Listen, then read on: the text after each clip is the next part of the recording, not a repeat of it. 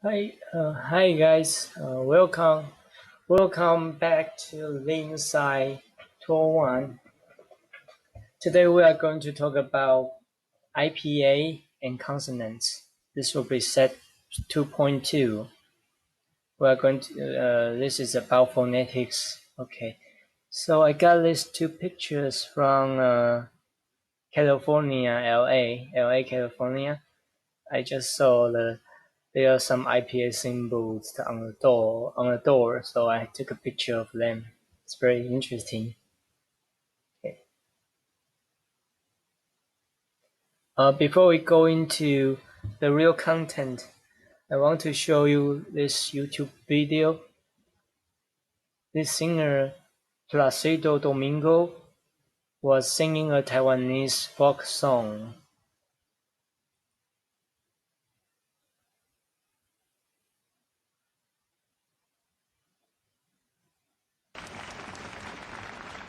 Okay, can go to this part. Let's go.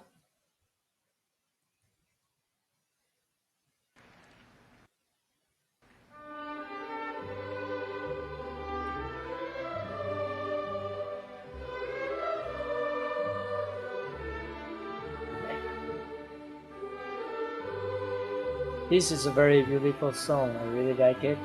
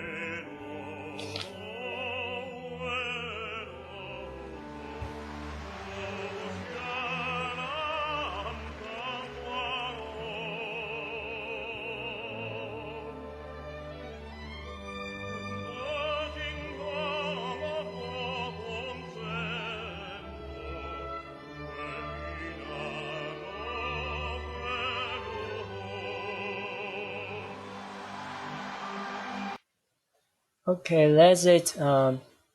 Just to let you try some flavor about this song. And Domingo is singing this song. Later, I'm going to tell you the secret of him singing this song. Here's a hint. He is looking at this paper. Do you think he is reading the lyrics? No, I don't think so, because the lyrics may be in Chinese characters, right? And then what he is looking at, I'm going to tell you the answer later. Okay. Okay. So let's go back to some review about phonetics. Phonetics is the study of actual physical representations of human languages. When we talk about spoken languages, then we are studying the actual physical sounds. And when we talk about sign languages, then we are studying actual physical gestures. On the other hand, we have mental representations of human languages as well. We got physical ones, right? This part will be phonology. We are going to talk about more about the mental representations of sounds when we touch upon phonology. But now I can show you the distinction right away. So, but before that, let's talk about this symbol. When we have this slash, then we are using mental representations, or sometimes we call it phonological representations. And if we have this squared square brackets, then we are talking about phonetic representations. Okay, so for this word, there's no P sound here. So our mental representation would be something like this. Okay. However, when we actually pronounce this word, we have a P sound here. Hamster, hamster, right?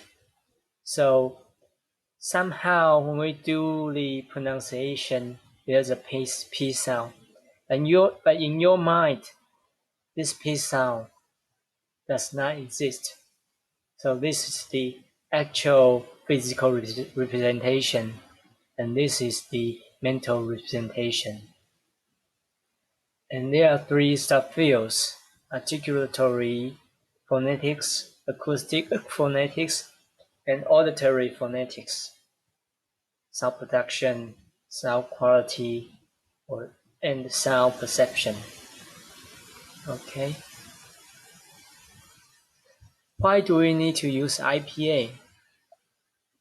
The question is why is the written system not good enough? Okay. There are two reasons. First of all, sometimes the written system would be totally opaque to sounds. For example, if you are studying a language like Chinese, we have Chinese characters. These characters tell you nothing about sounds. And what is worse is that sometimes the same character, this guy, for example, this guy and this guy, will have two different pronunciations. Here we got pian, here we got bian, right? Two different sounds.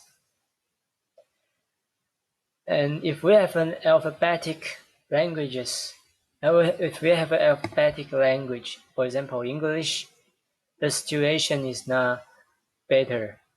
For example, we got all these T's, all the T's here, right? But we have different pronunciations of T. Here we got time.